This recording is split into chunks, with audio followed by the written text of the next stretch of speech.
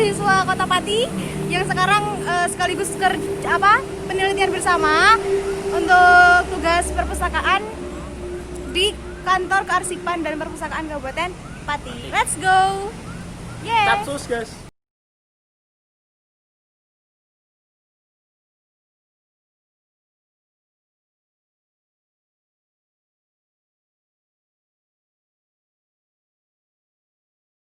Atau daftar inventaris.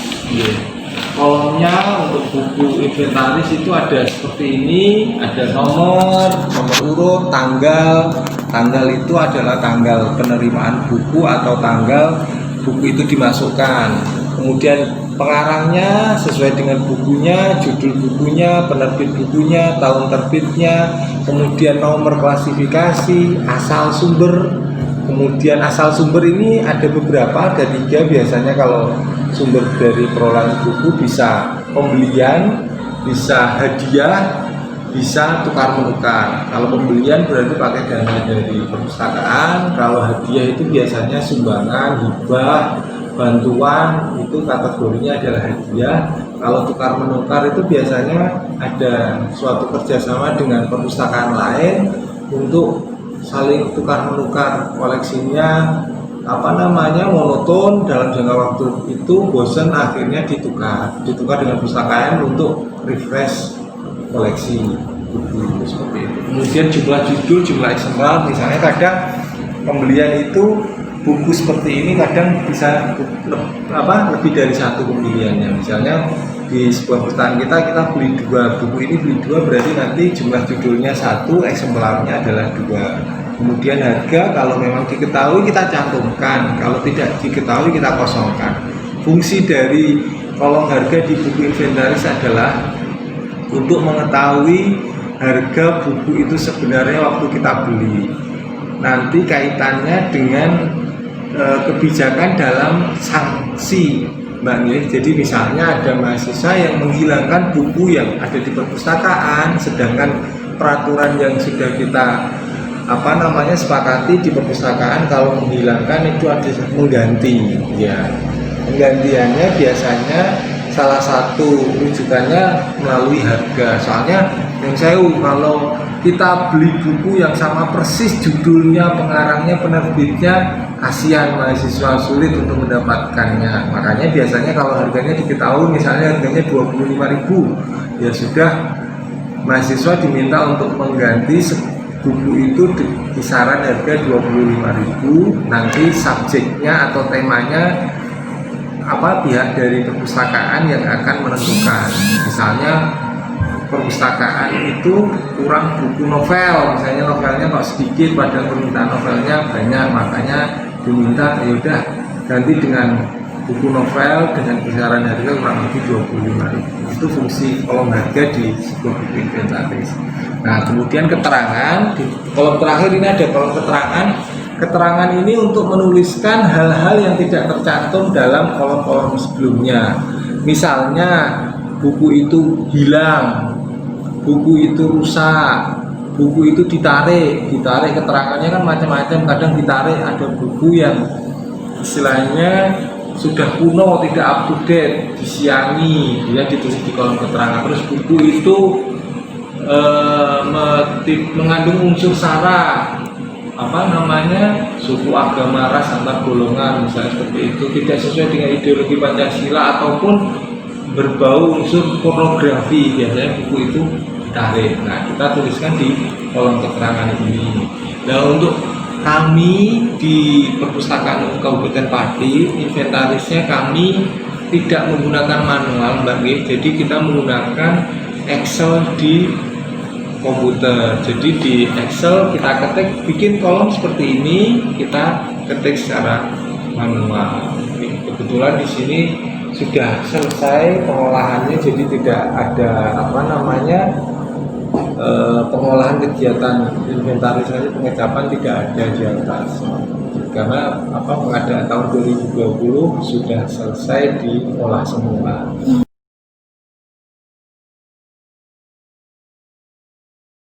Klasifikasi itu adalah pengelompokan buku atau bahan pustaka berdasarkan subjeknya. kita garis bawahi berdasarkan subjeknya.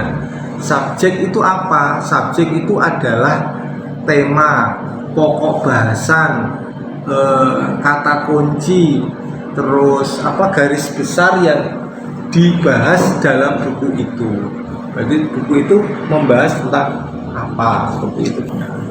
Untuk mencari subjek buku yang nomor klasifikasi, kita secara manual itu ada, kalau dalam agama Islam itu disebut kitab suci, pegangan atau pedomannya.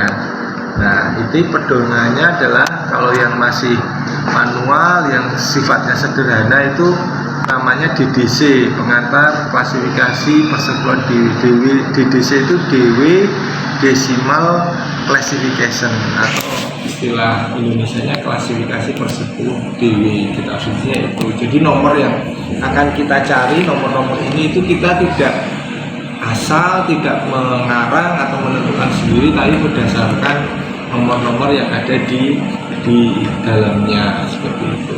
Jadi menurut DW itu pengetahuan itu dibagi menjadi 10 kelompok utama.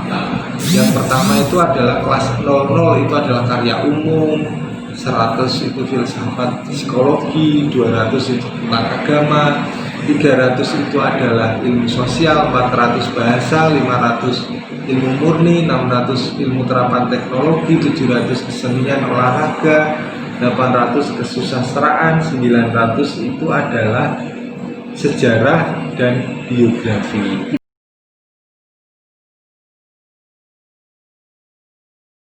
Kemudian yang selanjutnya adalah kartu katalog. Nah, memang kalau sekarang kan zamannya teknologi, kartu katalog manual memang sudah sangat jarang digunakan.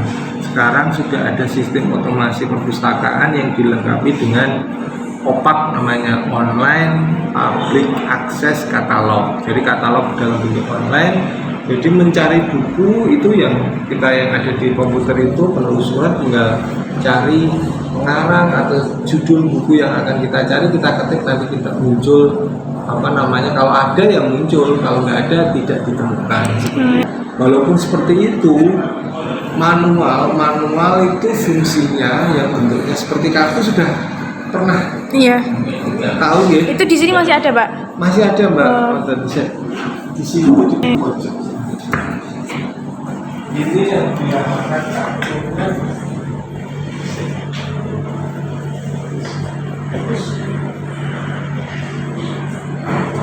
Katalognya ukurannya 12,5 kali 7,5.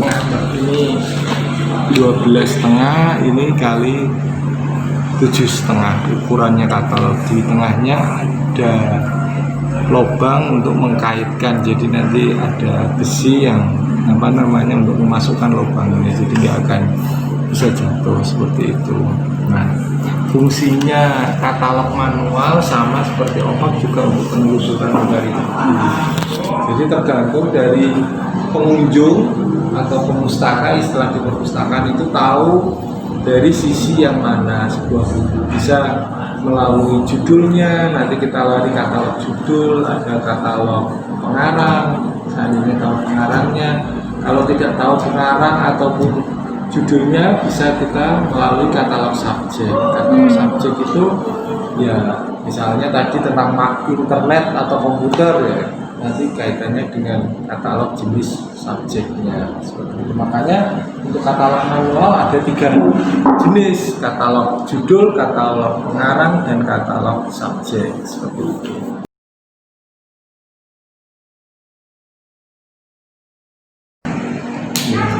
Kita lanjut tentang kelengkapan buku. Nah, kelengkapan buku ini ada 4. Yang pertama adalah label buku. Saya ada contohnya, ya. Label buku.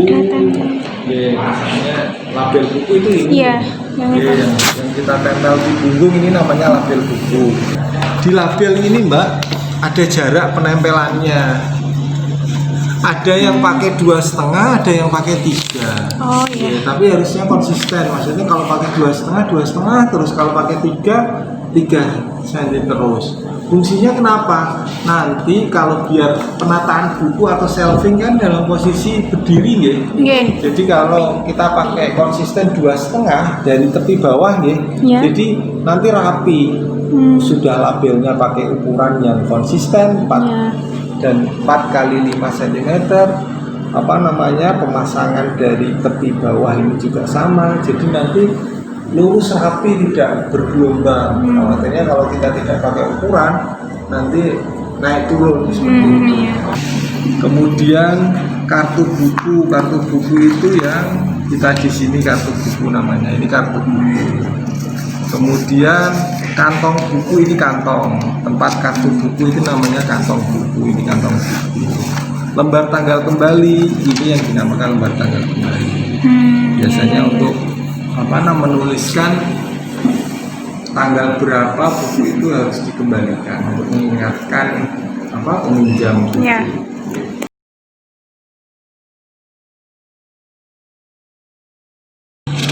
Penjajaran shelving. Buku atau shelving. Nah, setelah kita olah dari pengecapan, kita inventarisasi, kita cari nomor klasifikasi, kita buat katalog, kita lengkapi dengan kelengkapan buku, label, kantong, kartu, dan lembar tanggal kembali. Buku itu kita tata di rak perpustakaan. Penataannya tadi sesuai dengan yang kaidah DDC persepuluhan. Jadi kita punya rak dengan nomor 00 sampai 900, 00 karya umum sampai 900 itu biografi dan sejarah. Seperti itu kita sediakan, itu nanti kita masukkan dalam shelvingnya. Ini aturannya itu adalah kan misalnya ini rak itu tidak boleh full mentok antara sisi sini sama sisi ini difullin, kasih jeda beberapa senti untuk keluar masuk buku biar lebih mudah, biar untuk nanti memudahkan untuk mengambil atau petugas untuk yang sudah dikembalikan menaruh lagi lebih mudah. Jadi ada sisanya dan tidak full kanan kiri penuh. Kemudian kaidahnya memang lebih baik diurutkan. Terus dalam penjajaran atau shelving itu dari kiri ke kanan. Kita orang Indonesia menulis dari kiri kanan. Kalau tulisan Arab atau Quran dari kanan ke kiri. Kalau Indonesia dari kiri ke kanan. Jadi kita menatanya juga dari kiri ke kanan. Artinya kalau kita nanti mengurutkan ya urutannya dari kiri ke kanan. Terus penataan rak-rak yang kelas 00 sampai 900 juga urut sebaiknya dari kiri ke kanan, misalnya 0, 100, 200, 300, 400, 500, 600 misalnya. Jadi lebih mudah untuk mendeteksinya.